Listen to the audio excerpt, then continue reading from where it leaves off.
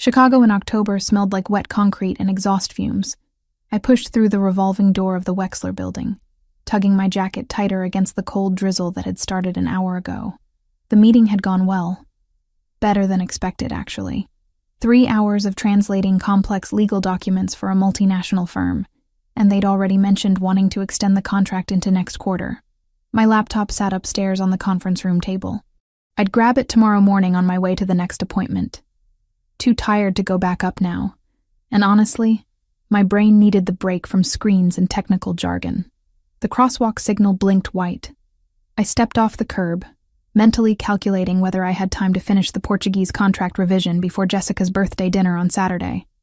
Probably, if I worked through. Movement caught my peripheral vision.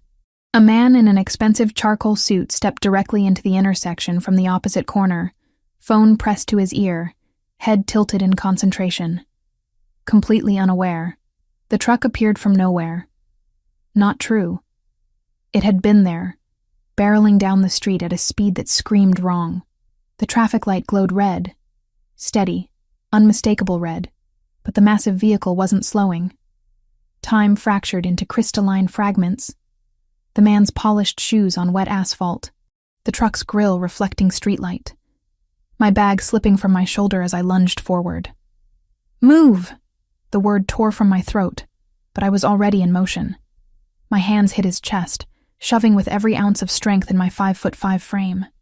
He was solid, immovable, until suddenly he wasn't. We went down hard. The pavement rushed up to meet us, but at the last second he twisted, taking the brunt of the impact. His arms locked around me, pulling me against him as we rolled. The truck's windwake slapped my face. Close, so terrifyingly close. Gravel bit into my knee through torn fabric. My right wrist bent wrong, sending white-hot pain shooting up my forearm. Then silence. Just the hiss of tires on wet road fading into distance. His chest rose and fell beneath my cheek. Expensive fabric, silk or something close. The scent of cedar and something darker, richer, clung to him. My heart hammered so violently I thought my ribs might crack. Are you hurt? His voice rumbled through his chest before reaching my ears. Accented, but I couldn't place it yet. Controlled, despite what had just happened. I pushed myself up, pain lancing through my wrist. Am I hurt? You almost got yourself killed. He sat up with fluid grace that shouldn't have been possible after that fall. Dark eyes found mine, assessing. Sharp cheekbones, strong jaw shadowed with stubble, and a thin scar cutting through the right side of his chin. Handsome in a way that felt dangerous. You saved my life. You walked into traffic like a complete idiot. The words tumbled out in Italian before I could stop them. Adrenaline made me reckless. What kind of person crosses the street without looking? Did your mother never teach you basic survival skills? His eyebrows lifted.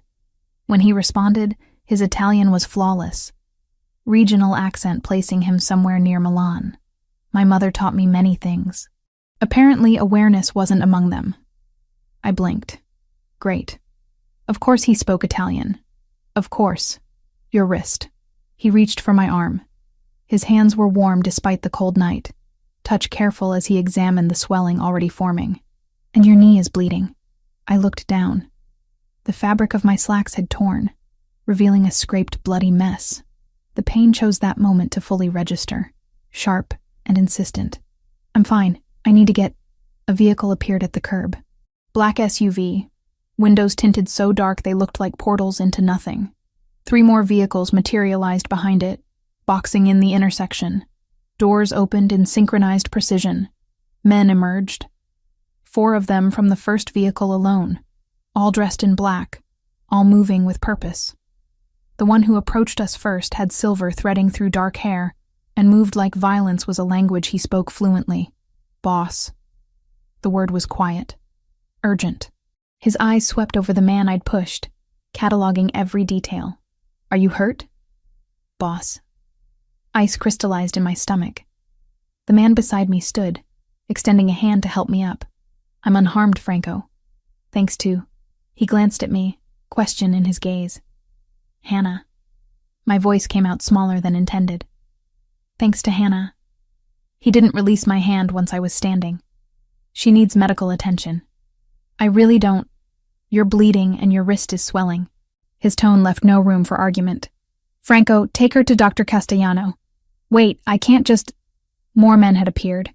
Where had they all come from? 2 had positioned themselves at the intersection, redirecting the minimal late-night traffic. Another spoke rapidly into a radio. The efficiency was military grade. This wasn't normal. Normal people didn't have armed escorts. Normal people didn't have teams that materialized from shadows. "Miss Hannah," Franco's voice held firm politeness. "Please, let us ensure you're all right. I'll get a cab. I live nearby. I insist." The man in the suit, the one I'd saved, stepped closer. His eyes held mine, and I saw something there that made my pulse skip. Not threat exactly. Promise, maybe. "You risked yourself for a stranger. Allow me to ensure that risk hasn't left you injured." The SUV's rear door stood open, waiting. I tested my weight. The wrist spiked pain up my arm, and my knee wobbled. My phone was still under a parked car, and my ID was somewhere in the crosswalk. Running meant limping blind with no way to call anyone. Every instinct screamed to run, but my bag still lay in the street, contents scattered. My phone had skidded under a parked car, and honestly, shock was setting in, making my legs feel disconnected from my body. Just medical attention. Then I go home. Of course. He gestured toward the vehicle. The interior smelled like leather and something I couldn't identify. Clean. Expensive. The seats wrapped around me like a luxury I'd never experienced. The man slid in beside me. Franco took the front passenger seat. The driver never turned around. We pulled into traffic smoothly. Through the partition, I heard Franco speaking in rapid Italian. The words filtered through my translator's brain automatically. "Too close. Someone will answer for this." "Police are already at the scene," the driver responded. "Standard procedure, traffic accident, brake failure. Make sure that's exactly what they believe." Franco's voice dropped lower.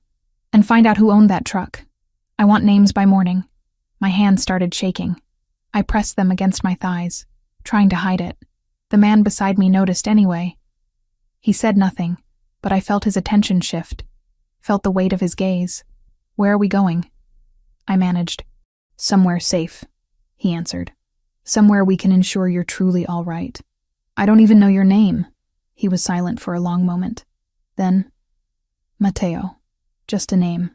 But the way Franco's shoulders tensed at the sound of it told me everything I needed to know. I'd saved someone important, someone powerful, someone dangerous, and now I was in a car with armed men, driving into a Chicago night that suddenly felt full of shadows I'd never noticed before. Consciousness returned in fragments, silk sheets against my skin, the distant hum of machinery, a smell I couldn't place, antiseptic mixed with something floral. My eyes opened to unfamiliar darkness. Not my apartment. Definitely not my apartment. The ceiling soared too high, painted in soft gray that caught light from somewhere I couldn't see. My right wrist throbbed with dull insistence, wrapped in pristine white bandaging that extended halfway to my elbow. Panic flickered. I sat up too fast, and the room tilted. "Easy." A man's voice, calm and professional.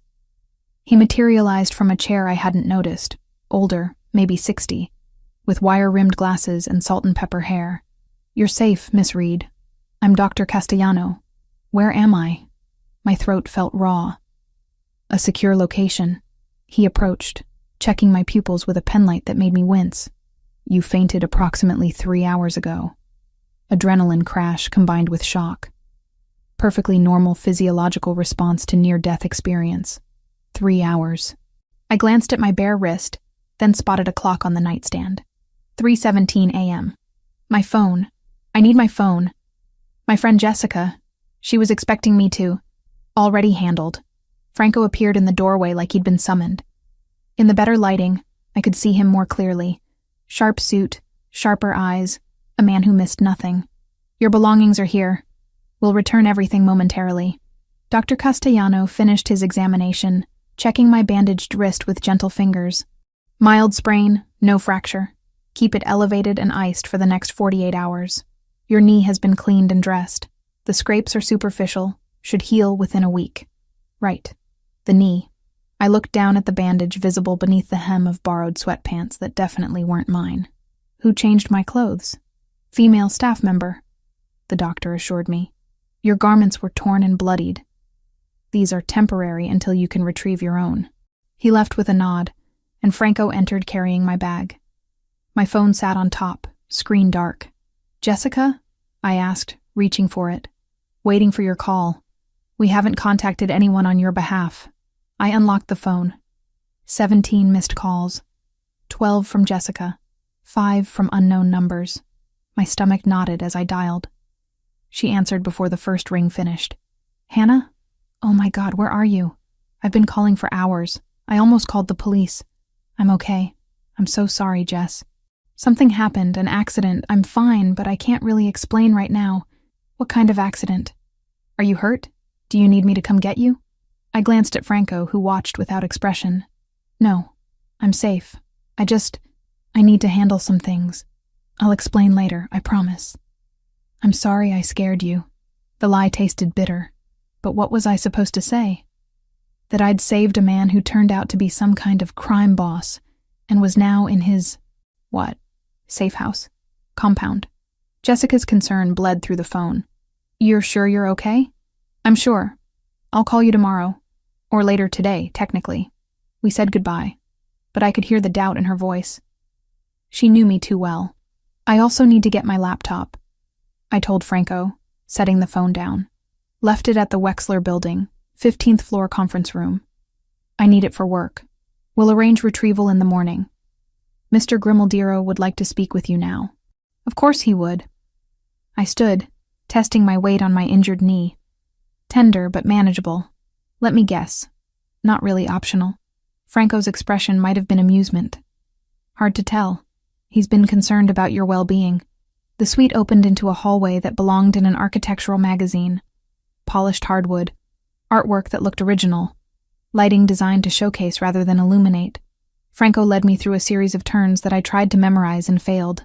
We stopped at double doors. He knocked once, then pushed them open. The office beyond was masculine and precise. Floor-to-ceiling windows overlooked Chicago's skyline, still glittering despite the hour. Matteo stood silhouetted against them, phone to his ear, speaking rapid Italian that my exhausted brain automatically translated. I don't care what it takes. Find out who owned that vehicle before sunrise. He turned as we entered, ending the call without preamble. In better light, I could see him properly. Tall, easily over 6 feet. The expensive suit from earlier had been replaced by dark slacks and a white shirt with rolled sleeves. The casualness somehow made him more intimidating, not less. Hannah? He gestured to a leather chair facing his desk. How are you feeling? Like I got hit by a truck. Metaphorically speaking. I sat because my knee was complaining. Can I leave now? Direct. I appreciate that. He moved to his desk but didn't sit. Unfortunately, the situation is more complicated than a simple accident. Franco produced a tablet, tapping the screen before handing it to me. Security footage played in grainy black and white. The intersection. The truck approaching. Me shoving Matteo. The vehicle swerving, actually swerving toward us at the last second. Watch the driver, Matteo said quietly. I rewound, focusing. The driver's face was visible for maybe 2 seconds. Young, maybe 30. Eyes locked on Matteo with unmistakable intent. No panic. No attempt to brake. Just acceleration. That's not an accident, Matteo finished. No. Someone attempted to kill me tonight. And you, Hannah Reed, age 27, freelance translator specializing in contract analysis and legal documentation, living at 1847 West Addison, currently between major clients, but with 3 active projects, happened to be in the wrong place at the wrong time. Ice crystallized in my veins. You investigated me. I protect my interests. You saved my life. That makes you relevant to those interests. You mean I'm a witness? The words came out flat. The police are already at the scene. Franco spoke from his position by the door. They'll conclude mechanical failure. Brake line malfunction. The truck's registration traces to a shell corporation that will lead nowhere. But someone wanted Mr. Grimaldiro dead, and that someone might have noticed you. I looked between them. Might have? Matteo finally sat, leaning back with a control that suggested he never moved without purpose. Multiple security cameras captured the incident. Some are public. If whoever orchestrated this is thorough, they'll review that footage. They'll see you save me, and they might wonder if you're someone I know. Someone important to me. But I'm not. I'm nobody. You acted on instinct. I understand. But perception matters more than reality in my world. His eyes held mine. I'm offering protection. Discreet surveillance for a few days while we determine if you're truly at risk. And if I refuse, then you walk out that door, return to your life, and hope I'm wrong about the danger. He spread his hands. The choice is yours. I thought about my apartment. The flimsy lock. The fire escape that didn't quite reach the ground. The neighbor who left her windows open at night. How long? A week at most. Less if we identify and neutralize the threat quickly. I have work, deadlines, clients who depend on me. You'll have internet, privacy, everything you need to work remotely. Consider it a temporary security measure. Every instinct screamed to run. But Franco's words echoed in my head. Someone wanted Matteo dead. Someone organized enough to acquire a truck, find his location, execute an attack in downtown Chicago. Someone who might come looking for witnesses. Okay, I heard myself say. But I need my laptop and clothes, and you're going to explain exactly what kind of protection we're talking about. Fair terms. Matteo nodded to Franco. Take her home. Let her gather what she needs. 2 men minimum for escort. The drive back to my apartment happened in tense silence. I sat in the back of yet another black SUV, watching familiar streets pass in pre-dawn darkness. Franco had handed me my bag, my phone. Everything intact except my sense of security. My building looked shabbier than usual in the harsh glow of streetlights. Franco and another man, younger, broader, accompanied me up the stairs. They waited outside while I packed a quick bag. Laptop, charger, clothes for a week, toiletries. Jessica's framed photo from my nightstand. The normalcy of the items felt absurd. I powered up my laptop long enough to email my client from the Wexler contract, apologizing for the delay and attaching the completed translation. Then I sent quick messages to my other active clients, explaining a family emergency required me to work remotely for several days. Not a lie, exactly. My family of 1 was having an emergency. Franco was on his phone when I emerged. He ended the call as I locked my door. Everything you need? For now. The young man took my bag without asking. They flanked me down the stairs, and I realized this was it. This was what protection looked like. Constant surveillance. Loss of privacy. All because I'd reacted without thinking. The SUV waited at the curb, engine running. As we pulled away, I spotted another vehicle across the street. Sedan, dark color, 2 occupants. When we turned the corner, it followed. Is that ours? Franco confirmed. You're covered from multiple angles. I leaned back, closing my eyes. Somewhere in this city, someone had tried to commit murder. And somehow, impossibly, I'd stopped them. Now I was tangled in whatever web Matteo Grimaldiro had woven, protected by men with guns and secrets. My phone buzzed. Jessica again. I'd deal with her tomorrow. Or today. Whatever this nightmare qualified as. Back at the compound, the same suite waited. I set up my laptop on the desk, checked my email, tried to pretend this was normal. Outside the windows, Chicago began waking up. Delivery trucks, early commuters. Life continuing like nothing had changed. But everything had changed. I just didn't know how much yet.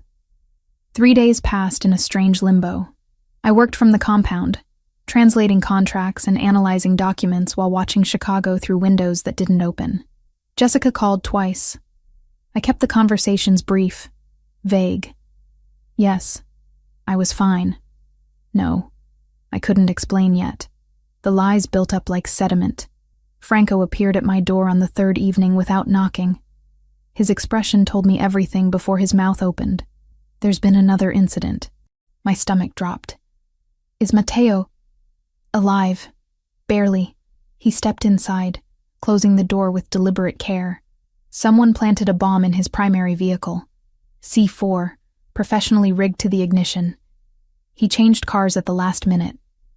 Instinct, he said. The explosion destroyed half his private garage. I sat down hard on the bed. When? 2 hours ago. The property is isolated, 40 miles outside the city. Our team contained it before emergency services arrived. Official report will list it as a gas leak. Franco pulled out his phone, swiping through images. But this wasn't external, Hannah. Whoever did this knew which car he'd be using, knew the exact timing of his departure. That information doesn't leave our inner circle. The photos showed twisted metal, blackened concrete, destruction that should have killed someone. Would have killed someone if luck hadn't intervened. Internal, I said quietly. You think it's someone inside his organization? I know it is. He pulled up a different set of images. And we have another problem. You. The first photo showed me leaving a coffee shop 2 blocks from my apartment. The second caught me at a crosswalk, phone to my ear. The third was taken from a vehicle, capturing me through my own living room window as I worked at my desk. These aren't yours, I said. My voice sounded distant. No. We noticed them yesterday, picked up the surveillance this morning. Different vehicles, different operators, professional tale. Whoever wants Mateo dead knows you saved him, and they're tracking your movements. Cold spread through my chest. They think I'm important to him, or they're considering using you as leverage. Either way, you're exposed. This apartment isn't defensible. You need to move to the estate tonight. I can't just disappear. I have clients expecting deliveries, deadlines. Which matter more than staying alive? The bluntness hit like a slap. I looked at the photos again, at myself captured without knowledge or consent, at the proof that strangers had been following me, watching me, waiting for an opportunity. My friend Jessica, she'll panic if I vanish. So tell her what you can without compromising security. Franco's tone softened slightly. We're not asking you to disappear forever, just until we identify and neutralize the threat. And how long will that take? As long as necessary. I wanted to argue, to insist this wasn't my problem, that I'd just been in the wrong place at the wrong time. But the photos spoke louder than my protests. Someone dangerous knew my face, my address, my routine. I need to pack properly this time. And I'm emailing my clients tonight, telling them I'll be working remotely for the next 2 weeks minimum. Franco nodded. 30 minutes. Pack for extended stay. We leave before dark. He stationed himself outside while I moved through my apartment in controlled chaos. Laptop, chargers, enough clothes for 2 weeks, my translation references, toiletries. I drafted quick emails to my 3 active clients. Explaining a family emergency required me to relocate temporarily, but I'd remain fully available electronically. Professional, apologetic, vague. Then I texted Jessica. Need to leave town for work security issue. Can't explain over text. I'm safe. Will call when I can. Please don't worry. Love you. Her response came immediately. What? Call me now. My phone rang. I let it go to voicemail. Coward's choice, but I couldn't lie to her voice to voice. Not again. The estate waited beyond Chicago's edge, accessed through gates that whispered open at our approach. I'd barely noticed the property in darkness 3 nights ago. Now, in fading daylight, I saw it properly. Stone walls, manicured grounds, security cameras angled to cover every approach. Not a home. A fortress disguised as one. The suite they gave me made my entire apartment look like a closet. King bed with linens that probably cost more than my monthly rent. Sitting area with leather furniture. Bathroom with a tub big enough to swim in. And most importantly, a desk positioned by windows overlooking gardens lit by strategic floodlights. Internet password is on the desk, Franco said from the doorway. Kitchen is fully stocked if you need anything. Mateo would like you to join him for dinner at 8 if you're comfortable. Do I have a choice? Always. But I think you'll want to hear what he has to say. He left me alone with my bags and a view of grounds patrolled by men who moved like shadows. I unpacked methodically, establishing routine as an anchor. Laptop set up, charger plugged in, files organized. My phone showed 6 missed calls from Jessica, and a voicemail I wasn't ready to hear. Work first. Panic later. At 7:45, I showered and changed into clean jeans and a rust-colored sweater. Not fancy, but presentable. A staff member I hadn't met knocked precisely at 8, offering to escort me to dinner. The dining room continued the estate's theme, elegant but understated, power that didn't need to announce itself. Matteo stood when I entered, and I noticed immediately what I'd missed before. He moved with careful precision, favoring his left side slightly. "You're hurt. Minor burns from the explosion. Nothing serious." He gestured to the chair across from him. "Thank you for joining me." A woman appeared with wine, pouring without asking. She disappeared as silently as she'd come. "Franco showed me the photos," I said, skipping pleasantries. "The ones of me being followed." "Yes. I apologize for dragging you into this.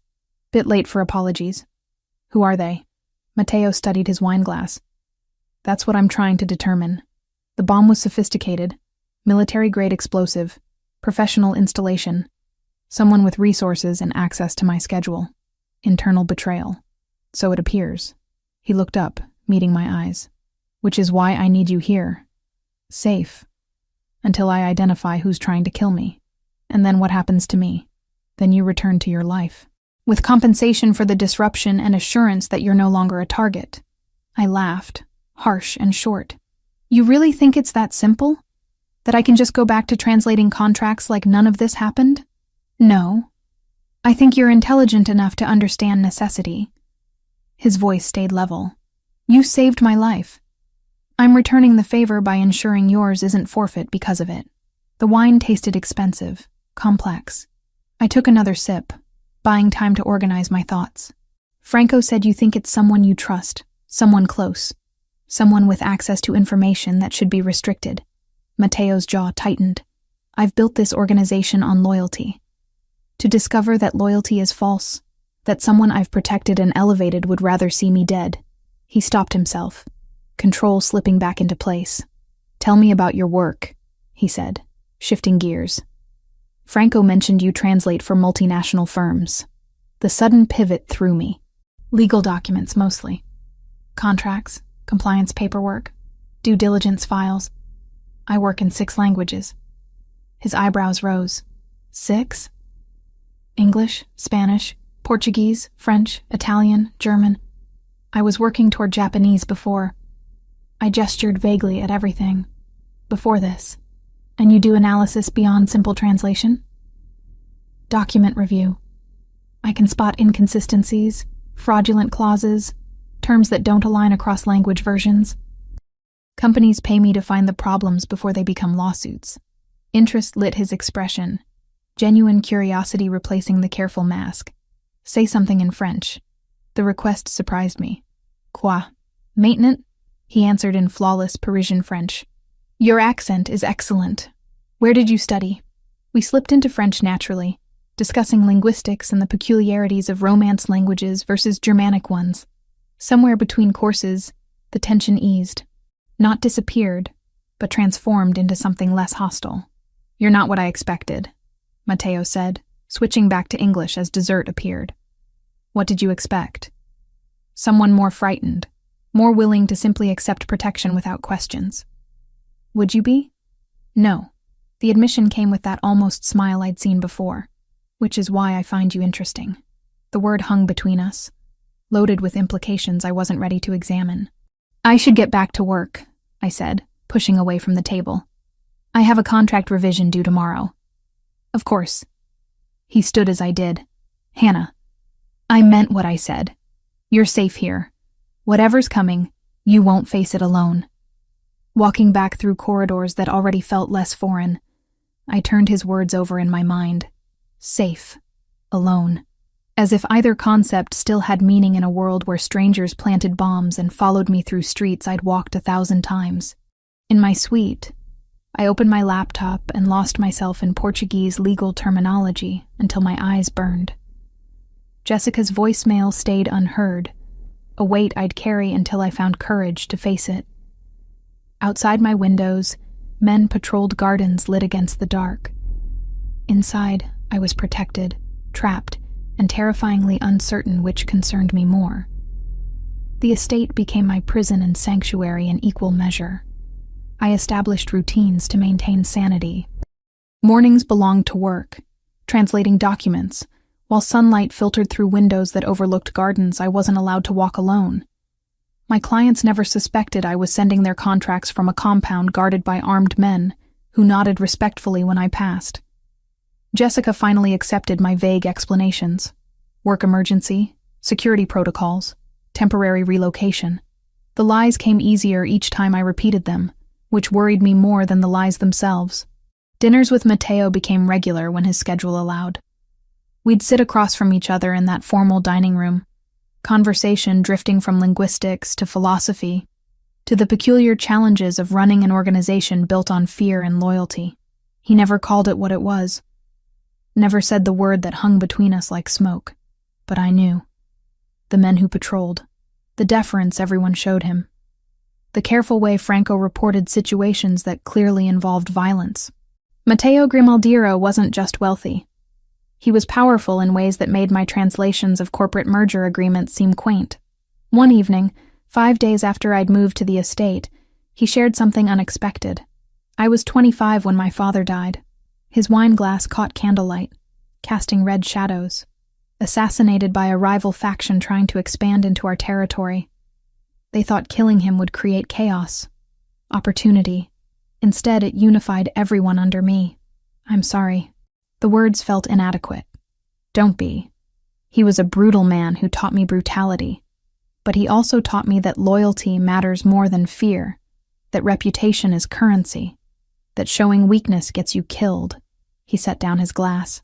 I've tried to be different, smarter, less reliant on violence as the first solution. Is it working? Ask me again when we find who's trying to kill me. The darkness in his tone sent ice through my chest. 2 nights later, Matteo hosted a formal dinner with his inner circle. I wasn't supposed to attend, but he insisted, saying my presence would be noticed if I hid. Better to appear as exactly what I claimed to be. A translator he'd befriended. Someone under temporary protection. Nothing more significant. The dining room filled with men who moved like predators dressed in expensive suits. Franco made introductions I struggled to remember. Names and faces that meant nothing to me, but clearly carried weight in Matteo's world. Sergio Verciani arrived last, and the room's energy shifted. He was handsome in a way that felt constructed, each smile calculated for maximum effect. When he greeted Matteo, I saw something flicker between them. History, complication, family resemblance around the eyes. "Cousin," Sergio said, embracing Matteo with what looked like genuine warmth. "You didn't mention we'd have such lovely company tonight." His attention turned to me, appraising and dismissive simultaneously. I'd been evaluated and categorized in seconds. "Hannah is my guest," Matteo said simply. "She's staying here while we resolve some security concerns." "Of course." Sergio's smile widened. "Any friend of the family is protected by the family."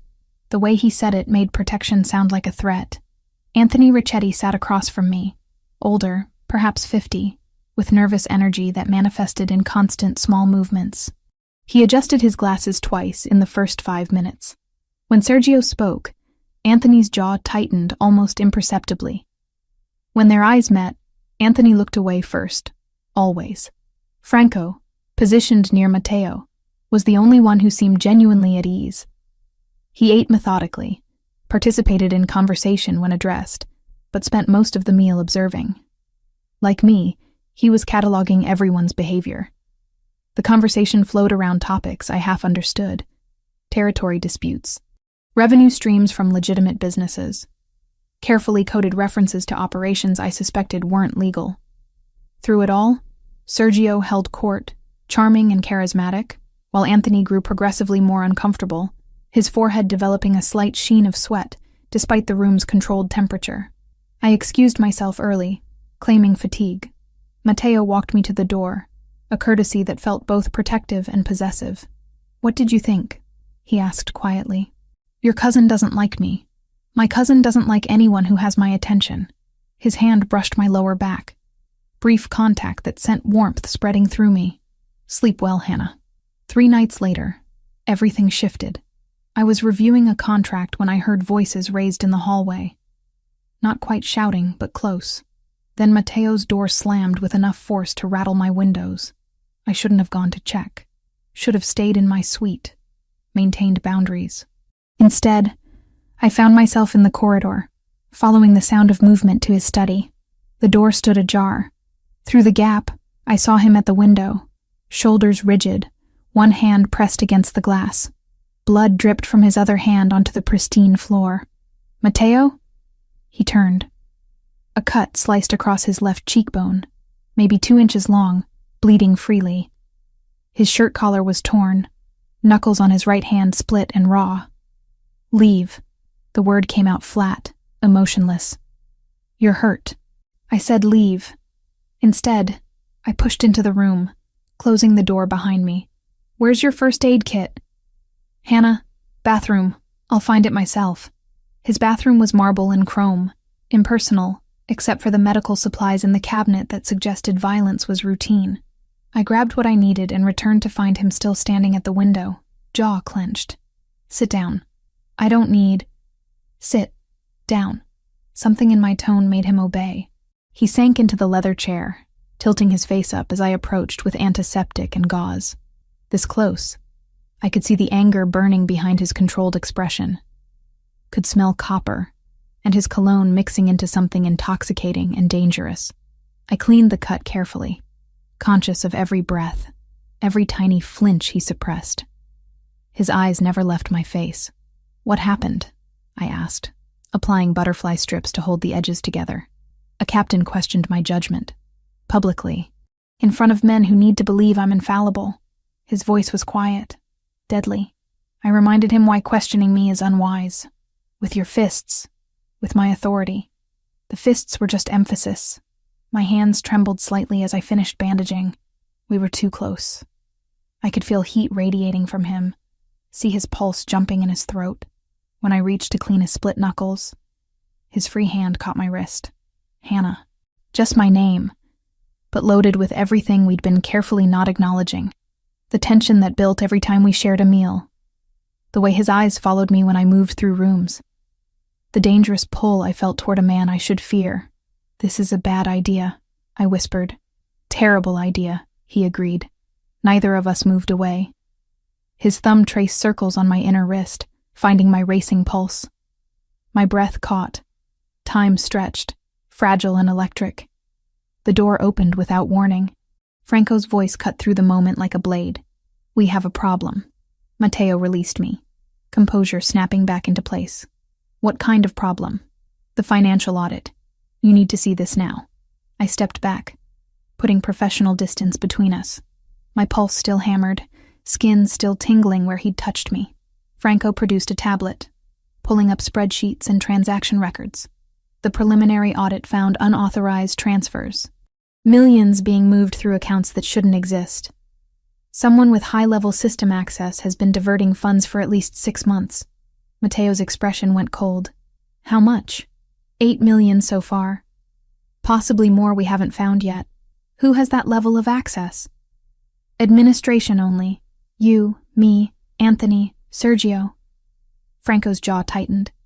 And the transfers are structured to look legitimate. Someone who knows our systems intimately. "Show me everything." Franco spread documents across the desk. I should have left, but curiosity and something else, professional instinct maybe, kept me rooted. "Can I see those?" The words escaped before I thought them through. Both men looked at me. Mateo nodded slowly. I studied the documents, falling into the analytical mode that made me good at my job. Transaction descriptions, payee names, routing codes. Something nagged at me. Pattern recognition firing. These supplier names. I pointed to a series of payments. The formatting is inconsistent. "Look, this one uses LLC, but this one uses LLC with periods. And the grammar in these descriptions, it's technically correct, but the word choice is off. See how this one says, for provision of services rendered, but this one says, for rendering of provided services? Native English speakers wouldn't structure it that way." Mateo leaned closer, studying what I'd indicated. "Meaning? Meaning these aren't real companies. Someone created shell corporations and tried to make them look legitimate. but they didn't maintain consistency. These are fraudulent, money laundering through fake vendors. Silence stretched. Then Matteo looked at Franco. Pull every transaction to these companies. I want names, dates, who authorized each payment, and find out who created these vendor accounts in our system. Franco nodded, already moving. The door closed behind him, leaving us alone again. Matteo turned to me. Something new in his expression. Respect, maybe. Or recognition. You saw in 5 minutes what our accountants missed for months. It's what I do. Finding inconsistencies in documents. It's more than that. He stood, closing the distance between us again.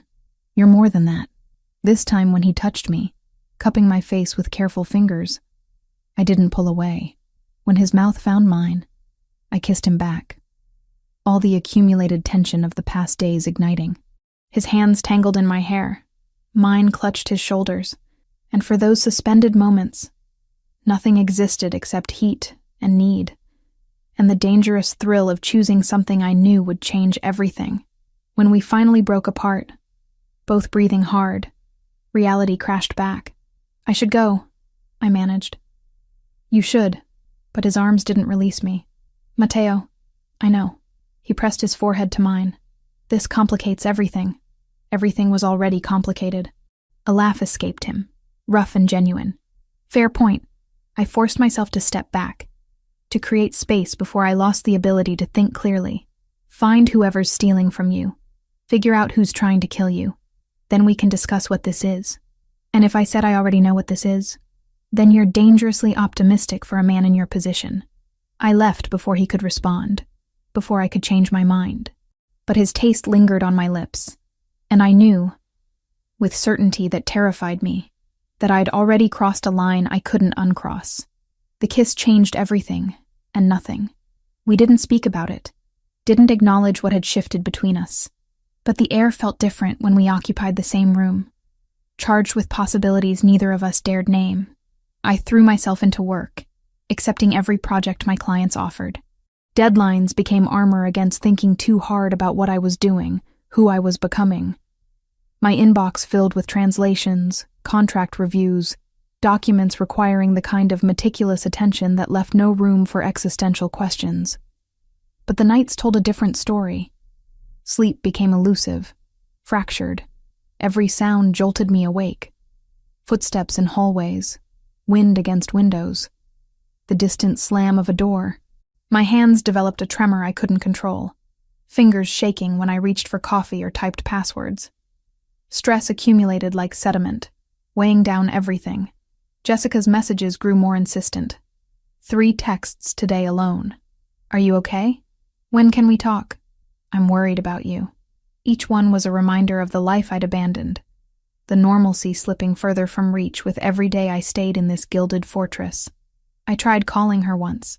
Got as far as hearing her voice say hello before panic closed my throat and I hung up. What could I possibly say that wouldn't be a lie? The investigation into the fake vendors I'd identified moved faster than expected. Franco appeared at my door 4 days after that kiss, tablet in hand, expression grimmer than usual. We traced the companies. All of them lead back to a network of shell corporations registered in Delaware and the Caymans. He showed me layers of ownership structures, each more convoluted than the last. But we found the connection. They're controlled through intermediaries by someone inside the organization. Who? Sergio. The name dropped like a stone. Matteo's cousin. His underboss. Someone he's known since childhood. My stomach twisted. I'd seen them together. Seen what looked like genuine affection. Family. There's more. Franco pulled up bank records. The money diverted through these fake companies? We tracked where it went. Payment to a trucking company that provided the vehicle used in the assassination attempt. Payment to the driver's offshore account. Payment to the bomb manufacturer. Sergio has been funding his own coup using Matteo's money. Does Matteo know? He's convening an emergency council meeting tonight. You should stay in your suite. I should have listened. Should have stayed hidden behind locked doors while they handled business I didn't understand. Instead, I found myself drawn to the corridor outside the main conference room an hour later, pulse hammering as voices rose beyond the heavy doors. You're accusing me? Sergio's voice carried fury and wounded pride. I've bled for this family, given everything while you sit in your mansion playing philosopher king. The evidence is irrefutable. Mateo's tone stayed controlled, deadly calm. The accounts traced directly to companies you established. Through Anthony, he handles all our finances, controls every system. If money is missing, look to the man who moves it, not the one who... Don't. Anthony's voice cracked. Don't you dare try to what? Expose your incompetence? Your gambling debts that make you vulnerable to... Enough. Mateo's command silenced them both. Franco, show them the additional evidence. Silence stretched. Then Anthony spoke, voice hollow. He has documents. From years ago. Small amounts I took to cover debts. He's been blackmailing me for months, forcing me to facilitate the transfers, threatening my family if I refused. You're pathetic. Sergio's contempt dripped venom. Blaming me for your weakness. I'm telling the truth. The truth is that Mateo has become compromised, emotional, bringing an outsider into our home, giving her access to sensitive information, risking everything we've built for. Careful. Mateo's voice dropped to something dangerous. Very careful how you finish that sentence. She's a liability. Everyone sees it. You're distracted, making decisions based on sentiment rather than strategy. The organization deserves better than a leader who... The crack of a fist meeting a table silenced whatever came next. You will not speak of her again. Each word was steel. You will not think of her, look at her, or acknowledge her existence. Is that understood? Through the slight gap in the door, I saw Sergio's expression. Calculation, masquerading as submission. Of course. My apologies. But his eyes promised violence. The meeting dissolved into tense silence. I retreated before anyone discovered me, heart racing, Sergio's words echoing. Liability, weakness, distraction. He wasn't wrong. My presence had complicated everything, made Mateo vulnerable in ways he couldn't afford. I was pacing my suite when Mateo appeared without knocking, tension radiating from every line of his body. The cut on his cheek from days ago had nearly healed, just a thin pink line bisecting his face. You heard. Not a question. Some of it. Hannah, he's right. I wrapped my arms around myself. I'm making you vulnerable. Your own cousin thinks you're compromised because of me. My cousin is trying to kill me and steal my organization. His opinion is worthless, but his reasoning isn't wrong. I shouldn't be here. I'm not part of your world. I don't understand the rules. And my presence is giving your enemies ammunition. He crossed the room in 3 strides, hands framing my face with startling gentleness. Stop. Mateo, do you know what I saw the night you saved me? His thumb traced my cheekbone. Someone who acted without hesitation, who saw danger and ran toward it instead of away, who asked questions and demanded answers and refused to be intimidated by men with guns. You fascinate me, challenge me, make me remember why I wanted something better than the empire my father built. That's not enough reason to risk everything. It's the only reason that matters. His forehead pressed to mine. I've spent 15 years building power through fear and control. You walked into my life and showed me something I'd forgotten existed. Genuine courage, integrity. Someone who sees me as human rather than a weapon. This is insane. Completely. His mouth found mine. Urgent and desperate. But I'm choosing it anyway. Choosing you. The kiss deepened, swallowing my protests. His hands tangled in my hair. Mine clutched his shoulders, and reason dissolved into pure sensation. We stumbled toward the bed, shedding inhibitions and clothing in equal measure, mapping skin with hungry fingers and desperate mouths. Afterward, tangled in sheets with his heartbeat steady beneath my ear, reality crept back. What happens now? I whispered. We find proof that links Sergio directly to the attacks. Then I remove him from power. And if you can't? His arms tightened around me. Then I do it anyway. Sleep finally came, deep and dreamless, until the explosion shattered the night. The blast threw me from the bed. Glass rained inward as windows imploded. Mateo had me pressed against the floor before my ears stopped ringing, his body shielding mine as gunfire erupted somewhere below. Stay down. He was already moving, grabbing weapons from places I hadn't known existed. A gun from the nightstand. A knife from beneath the mattress. He was dressed in seconds, lethal grace replacing the lover who'd held me. What's happening? They're inside. The door burst open. Franco appeared, blood streaming from a cut above his eye. Southeast breach. 6 hostiles. Maybe more. Security system was disabled from inside. Sergio? Already evacuated. Convenient timing. Mateo's jaw clenched. Get Hannah to the safe room. Use the service corridors. I'm not leaving you. You don't have a choice. He caught my face, kissed me hard and fast. Franco will keep you safe. Stay alive. That's an order. Then he was gone, disappearing into chaos with a control that terrified me more than the attack itself. Franco pressed a gun into my hands. Do you know how to use this? No. Point and shoot if anyone gets past me. Come on. We ran through hallways I'd never seen. Servants' passages designed for invisibility. Behind us, gunfire echoed. Shouts. The controlled violence of men trained to kill.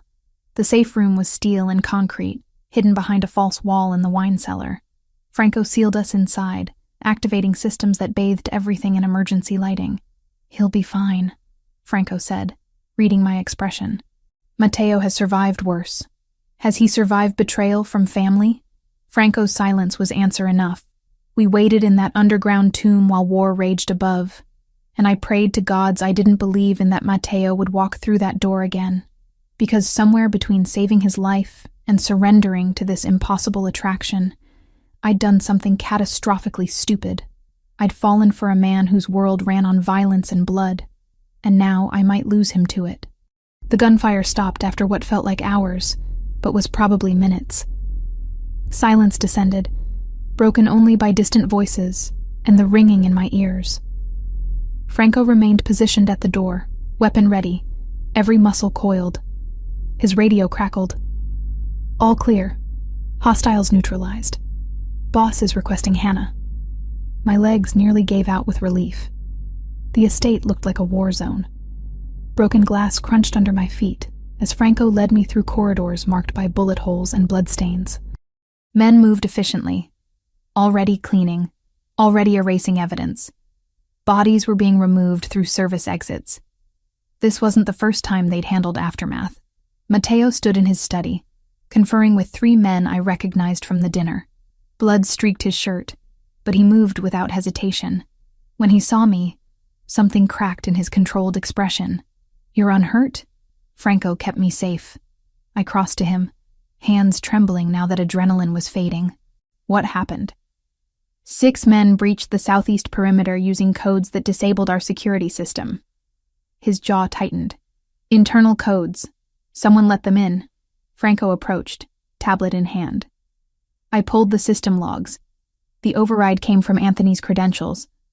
Time stamped 2 hours before the attack. Anthony. The nervous man who'd sweated through dinner, who'd avoided looking at Sergio. Where is he? Mateo's voice dropped to something lethal. We found him in his quarters. He's cooperative. The interrogation room was underground, windowless, designed for purposes I tried not to imagine. Anthony sat at a metal table, wrists zip-tied, face pale and slick with perspiration. When we entered, he flinched violently. I didn't know, he said immediately. I swear to God, I didn't know they'd attack tonight. He said it was just precautionary access, in case... Who? Mateo remained standing, looming. Who gave you the order? Anthony's eyes darted between us. When they landed on me, something crumbled. She shouldn't be here. This isn't... Answer the question. Sergio.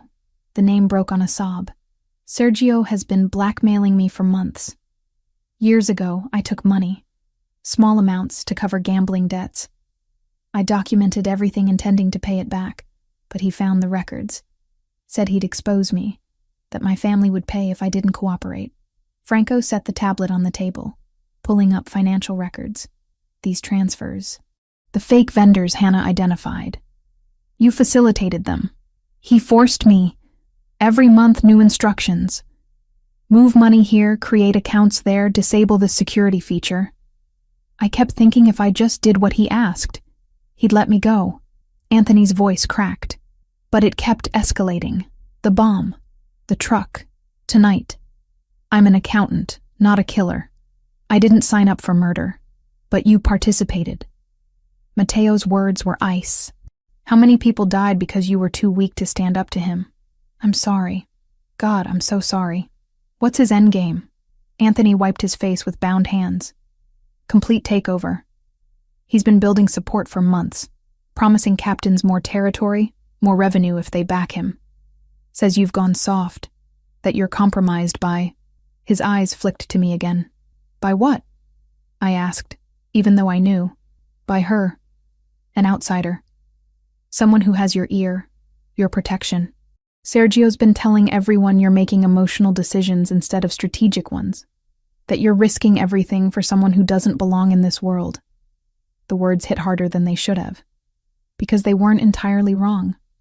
Mateo's hand found mine, fingers lacing through despite the audience. How many captains has he turned? Maybe half. The ones who think the old ways were better. More violent, more aggressive expansion. Anthony's shoulders slumped. He plans to call a vote. Force you out or kill me if the vote doesn't go his way. Yes. Silence stretched, heavy with implications. Then Mateo looked at Franco. Secure Anthony in the east wing. Guarded. No communication with anyone. He pulled me toward the door. We need to talk. Now. Back in his study, with Franco and 2 other senior men I'd been introduced to but couldn't recall, Mateo spread documents across his desk. Financial records, security logs, communications Anthony had provided. He's been planning this for at least 8 months, Franco said, pointing to early transfers. Started small, building his war chest. The assassination attempts were meant to look external, but if those failed, he had the internal support to challenge you openly. How do we prove it? One of the other men asked. Anthony's testimony won't be enough. Half our people already think he's incompetent. They'll believe Sergio's version. We need to catch him in the act, Franco said. Something undeniable. I'd been studying the timeline, the pattern of escalation. He's going to move soon. Maybe days. The attack tonight failed. Anthony's been discovered. He knows his window is closing. All eyes turned to me. She's right, Mateo said. Sergio will accelerate. He has to, before we can consolidate against him. So we give him an opportunity. The words came out before I'd fully thought them through. Make him think he has an opening. Catch him when he acts. That's incredibly risky, Franco said. But I could see him calculating. Less risky than civil war. I pointed to the list of captains Sergio had allegedly turned. If we just accuse him without proof, you split the organization down the middle. Some will believe you, some won't. But if you catch him red-handed, trying to kill you or betray you to enemies, nobody can dispute that. Mateo studied me with an expression I couldn't read. You're suggesting I use myself as bait. I'm suggesting you control the narrative instead of reacting to his. I pulled up Anthony's communications. He's been spreading the story that you're weak, compromised. So prove you're not. Set a trap he can't resist. And if it goes wrong, then we make sure it doesn't. The planning stretched through the night. Every detail mattered. Every contingency needed coverage. Franco argued for keeping me out of it entirely, but Mateo overruled him. She's the one who spotted the financial fraud, he said. Her analytical eye is why we're even having this conversation. If there are details we're missing, she'll find them. So I stayed, contributing where I could, learning more about the organization's structure than I'd ever wanted to know. Captains, territories, revenue streams both legitimate and criminal. The web was vast, complex, and Sergio had been methodically poisoning it from within. We need to call a full council meeting, one of the senior men suggested. Force everything into the open. No, I interjected. That gives Sergio time to prepare, to spin the story. You need him off balance, caught in a moment where his instincts override his planning. What do you suggest? An idea was forming, risky but potentially perfect. Anthony said Sergio told the captains Mateo is compromised because of me. So use that. Make it look like I'm the weak point he can exploit. Mateo's expression darkened immediately. Absolutely not. Listen, you announce you're moving me to a secondary location for my safety. Somewhere outside the estate, less protected. Sergio won't be able to resist. He'll see it as the perfect opportunity to prove you're weak, that prioritizing me over security is a fatal flaw. You're describing yourself as bait. I'm describing strategy. You control the location, the security, everything. But to Sergio, it looks like you're making an emotional mistake. The kind of mistake that justifies his coup.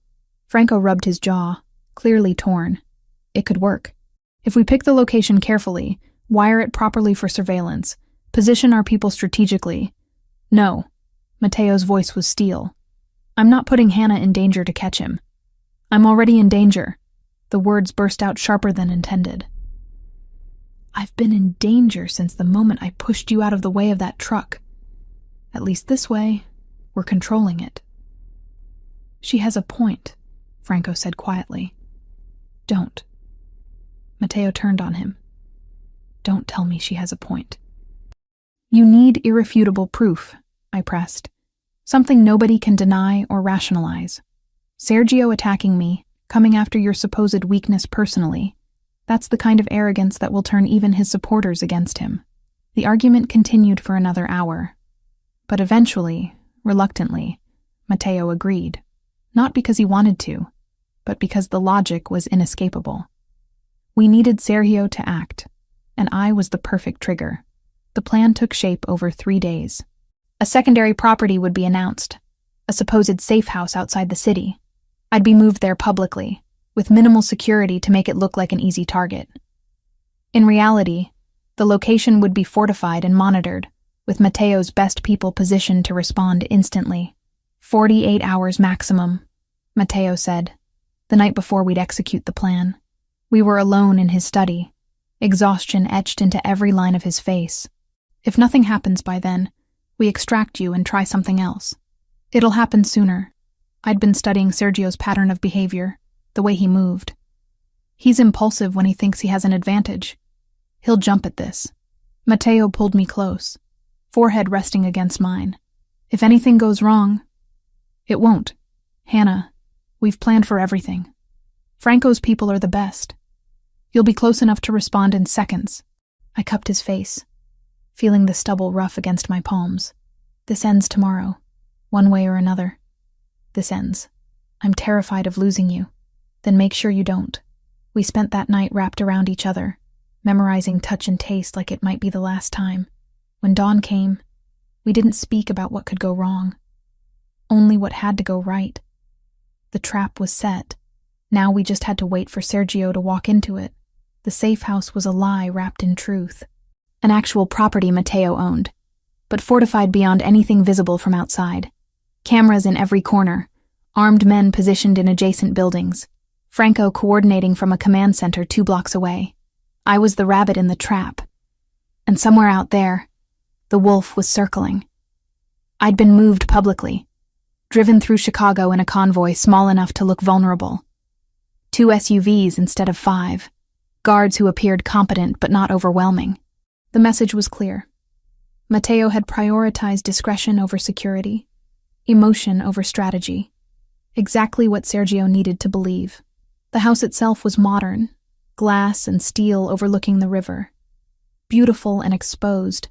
I'd been instructed to stay visible, to move past windows, to look like someone trying to pretend normalcy while fear ate at her edges. Not hard to fake. The fear was real, even if the vulnerability wasn't. Mateo wanted to be here, argued for hours that he should be in the house with me. That splitting up was too risky, but Franco convinced him otherwise. Sergio needed to see weakness, and Mateo's absence sold that better than anything. So I waited. Laptop open, pretending to work while my pulse hammered.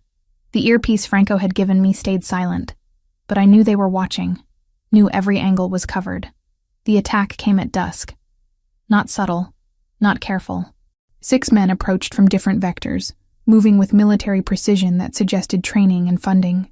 Sergio wasn't sending amateurs. Contact. Franco's voice crackled in my ear. Stay exactly where you are. Do not move from that room. I'd been positioned in a second-floor study, deliberately visible through windows, but with reinforced walls and a panic room behind a bookshelf. The perfect bait that could be extracted instantly. Glass shattered downstairs. Footsteps pounded through the entry. Professional clearing patterns, weapons drawn. They moved fast, efficient. "Hannah Reed," a voice called from below, accented and cold. "We know you're here.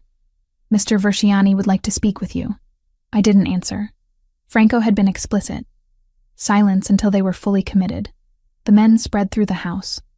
I heard them clearing rooms, communicating in terse phrases, getting closer. Then Matteo's voice in my ear, tight with controlled fury. "We have Sergio. Intercepted his vehicle 3 blocks from your location. Franco, initiate extraction." Everything happened simultaneously. The men reached my floor just as Franco's team breached from multiple entry points. Flashbangs, shouted commands. The professional soldiers Sergio had sent found themselves outmatched and surrounded. I was pulled into the panic room by 2 of Matteo's guards, the reinforced door sealing with a hydraulic hiss. Through the small monitor inside, I watched Franco's team systematically neutralize every hostile. No deaths, I noted. Matteo wanted them alive, able to testify. 20 minutes later, Franco himself opened the panic room. "Clear. Matteo wants you at the compound. Now." The drive back felt surreal. Chicago passed in streaks of light, my hands still trembling with residual adrenaline. Matteo had called a full council meeting, Franco explained. Every captain, every senior member of the organization. They were convening as we spoke. "Sergio?" I asked. "In custody, secured. He's been demanding to speak with Matteo since we took him." The compound blazed with lights when we arrived. The main conference room had been converted into something between a courtroom and a war room. 30 men filled the space, all wearing expensive suits that couldn't quite hide the violence they were capable of. Matteo stood at the head of the table, and when he saw me, relief cracked through his composure. But he didn't cross to me, didn't break the formality of what was happening. This was business, and business demanded precision. "Hannah, wait in the observation room with the technical team," he said. "Franco will coordinate." The observation room shared a wall with the conference room, separated only by one-way glass and sophisticated audio equipment. I could see everything, hear everything. Matteo had positioned me as witness, not participant. Sergio was brought in under guard. His suit was rumpled, lip split from when they'd taken him, but he moved with arrogance intact. When he saw the assembled captains, something flickered in his expression. Not fear. Calculation. "Cousin." He addressed Matteo with familiar contempt. "Quite the production. Are we really doing this? Sit down." Matteo's voice carried absolute authority. The presentation began methodically. Franco displayed financial records on screens around the room, the fake vendors, the diverted millions, the paper trail that led directly to Sergio's network of shell companies. Anthony was brought in, giving testimony that confirmed every detail. I watched the captains' faces. Some showed shock. Others, careful neutrality. A few looked vindicated, like they'd suspected but hadn't dared speak. Sergio laughed.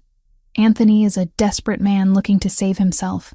He managed our finances, controlled every system. If money is missing, the fault lies with him, not with the assassination attempts." Matteo interrupted, pulling up new evidence. "The truck driver, the bomb.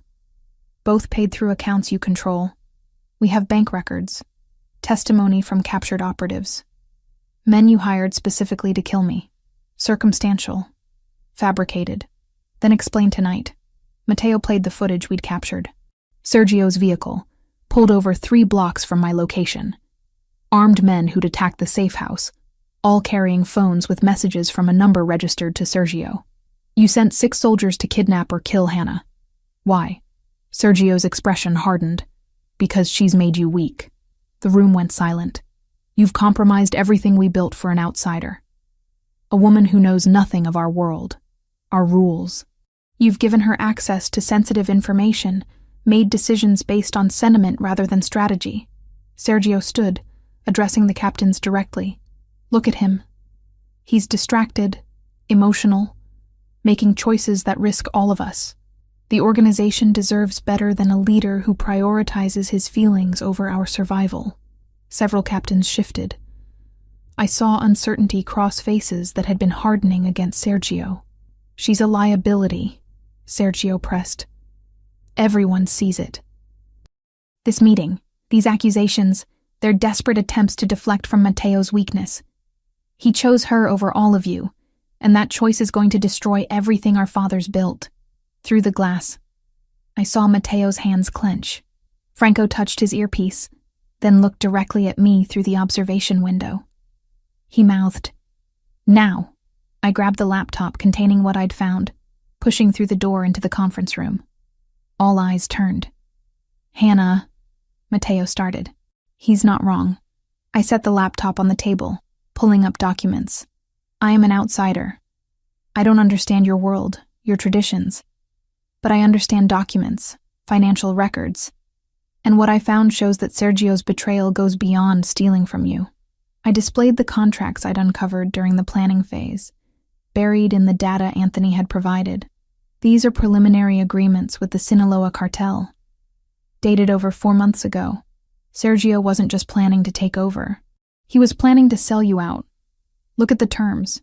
He'd promised them 3 of your major territories, your shipping routes through the port, and operational intelligence about your entire network. The room erupted. Captains surged to their feet, shouting over each other.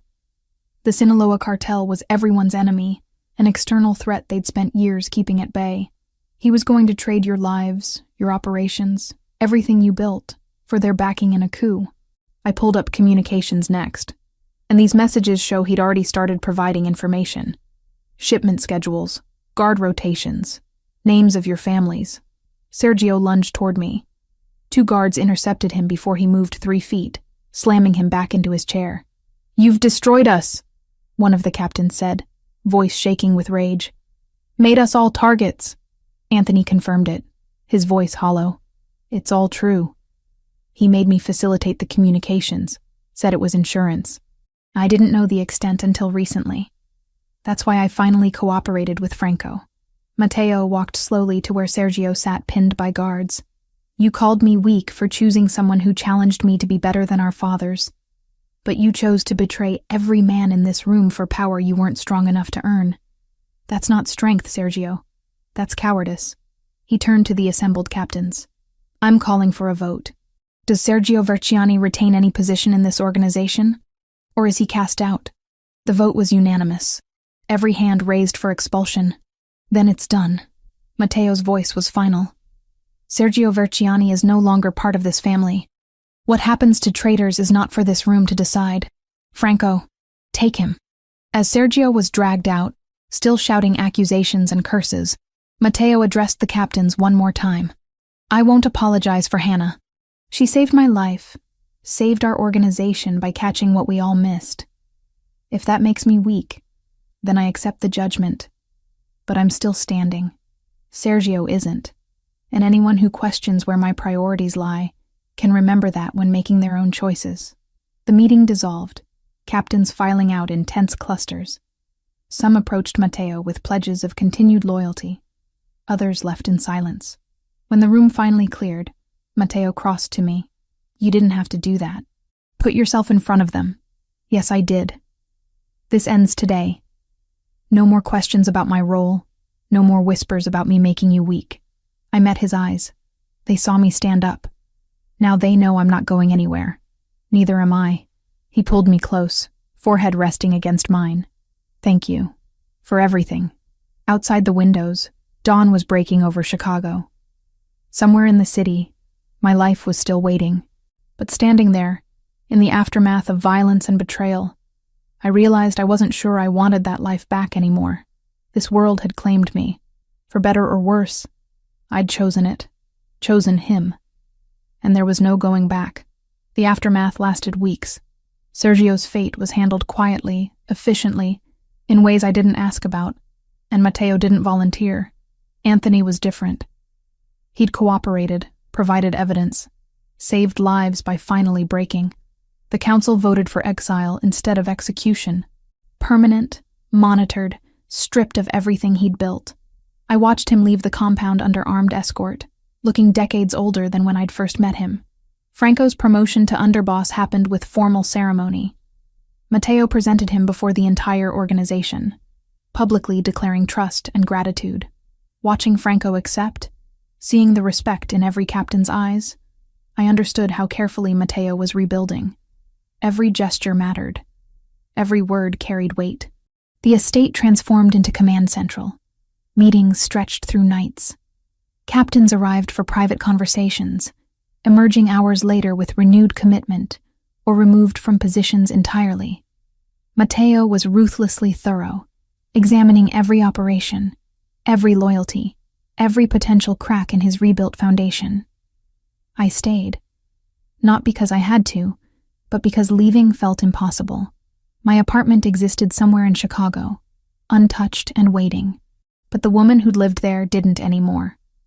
Work kept me anchored. My clients never missed a deadline. I translated contracts and analyzed documents from a suite that had become my office, maintaining professional reputation while living in a world my colleagues couldn't imagine. But Jessica deserved better than silence. I called her on a Tuesday morning, 3 weeks after Sergio's capture. Her voice cracked when she answered. "Hannah? Oh my God, where have you been? I've been going crazy. I almost filed a missing persons report. I'm sorry, I'm so sorry." The words felt inadequate. "Can we meet? In person? I need to explain. We met for lunch at a restaurant Matteo owned." Though Jessica didn't know that. Franco's people had swept it twice, positioned themselves at strategic tables, created the illusion of normalcy while maintaining absolute control. Jessica looked thinner, worried. She grabbed my hands the moment I sat down. "What happened to you?" "It's complicated. That's not an answer." Her grip tightened. "You disappeared, sent cryptic messages, wouldn't take my calls. I thought you were dead, Hannah, or kidnapped, or I met someone." The partial truth felt safer than the whole. Someone with security issues. Dangerous people were involved. I had to stay out of sight for my safety. "The man from the accident?" Her eyes widened. "The one you saved?" I nodded. No point denying what she'd already guessed. "Who is he?" "Someone powerful. Someone who lives differently than we do." I chose words carefully. "But someone I care about. Someone who's changed my life in ways I'm still processing." Jessica studied my face with the intensity of someone who'd known me since college. "You're different. Not just stressed or scared. Different. Like you've seen things you can't unsee." "Yeah." My throat tightened. "That's exactly it." "Are you safe?" "As safe as I can be in his world." "That's not reassuring." "I know." I squeezed her hands. "But I'm choosing it. That's what I need you to understand. I'm not trapped. I'm not coerced. I'm making a choice, even though it's complicated and scary and nothing like what I planned." She was quiet for a long time, processing. "Then, do you love him?" "Yes." "And he treats you well?" "Better than I deserve." "Then I'll try to understand." Her voice wavered. "But you have to promise to stay in my life. I can't lose my best friend because she fell for someone dangerous." "You won't." "I promise."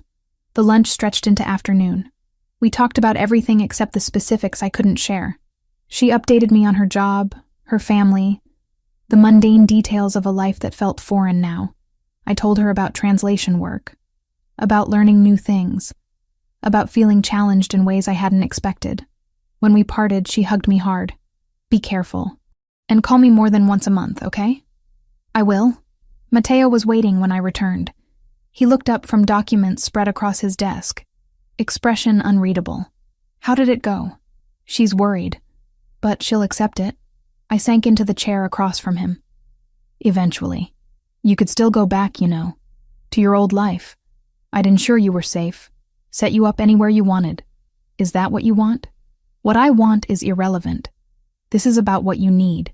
I stood, moving around the desk to where he sat. "Then ask me what I need." His hands found my waist, pulling me close. "What do you need, Hannah?" "I need to stop pretending I can go back. I need to accept that I've changed, that this world has claimed me whether I planned it or not." I cupped his face, feeling stubble rough against my palms. "And I need you to give me a real role here. Not protection, not a comfortable prison, a purpose.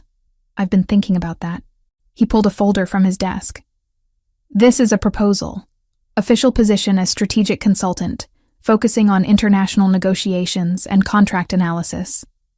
You'd have authority to veto deals that look suspicious, review all major agreements, advise on cross-border operations. Your linguistic skills and analytical mind are exactly what we need to expand legitimately. I read through the documents. Salary, benefits, clear job description. It looked like any corporate position, except for the implicit understanding of what the organization actually did. I have conditions. Name them. I maintain my independence.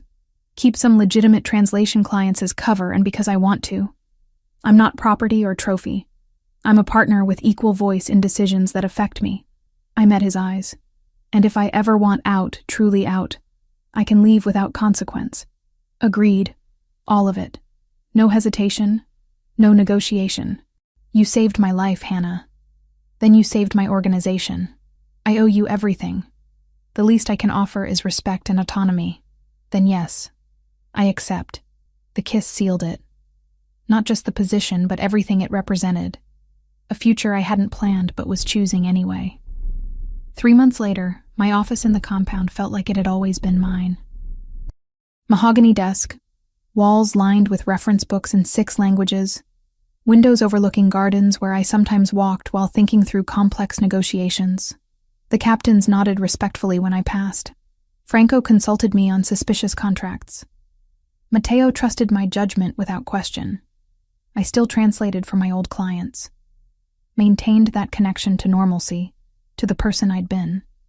But increasingly, my real work happened here, reviewing expansion plans, analyzing partnership proposals, identifying red flags in documents that would have cost millions if missed. Jessica called weekly. We met monthly, always in controlled locations. She didn't know everything, but she knew enough, accepted that her friend had chosen a different path. Tonight, Matteo and I stood on the private balcony of our suite, looking over Chicago's glittering skyline. His arm wrapped around my waist, familiar and right. The European expansion proposal, I said, leaning into his warmth. I finished reviewing the contracts. Milan looks promising, but the Frankfurt connections are questionable. I'd recommend holding on those until we can verify their credentials better. Noted. I trust your assessment. He pressed a kiss to my temple. Have you thought about the Italy trip? 2 weeks, just us. Milan, Rome, the coast. Mixing business with pleasure? Always. His hand found mine, fingers lacing together. Though mostly pleasure, you've earned a vacation. We both have. The city stretched endlessly below us. 1,000 lights representing 1,000 lives. Somewhere down there was the woman I'd been, translating contracts in a tiny apartment, worried about rent and deadlines and normal things. That woman had saved a stranger from a truck and changed everything, had chosen curiosity over fear, action over paralysis, had fallen for a dangerous man and decided the risk was worth the reward. I didn't regret it. Any of it. What are you thinking? Matteo asked, reading my silence. That I should have been terrified. Should have run the moment I realized what you were. Why didn't you? Because terror and fascination feel remarkably similar. And because you saw me, really saw me, in ways no one else ever had. I turned in his arms, meeting his eyes. I chose this, chose you, chose a life that's complicated and dangerous, and nothing like what I planned. And I'd choose it again. Good. His mouth found mine, familiar and electric, because I'm not letting you go. Possessive. Completely. We stood there as night deepened, 2 people who'd found each other through chaos and decided to build something from it. The future was uncertain, danger always lurking at the edges, but we'd face it together, partners in every sense. And somehow, impossibly, that was more than I'd ever dreamed of having.